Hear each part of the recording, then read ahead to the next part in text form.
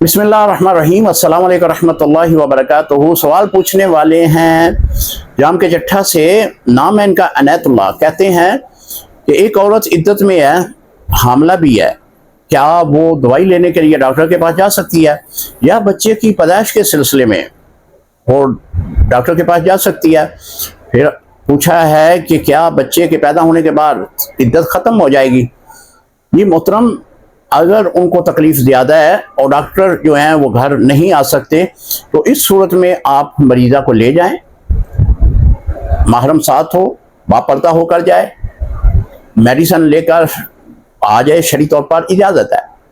اگر بچے کی پیدائش کا سلسلہ بھی ایسے ہی ہے کہ وہ ڈلیوری بھی ڈاکٹر کے بغیر نہیں ہوگی تو اس صورت میں وہ جا سکتی ہیں، شرعی طور پر اجازت ہے۔ باقی جو آپ نے پوچھا کہ عدت کے بارے میں، یہی حکم ہے کہ اگر حاملہ عورت عدت میں ہو تو وضع حمل اس کی عدت ختم ہو جاتی ہے۔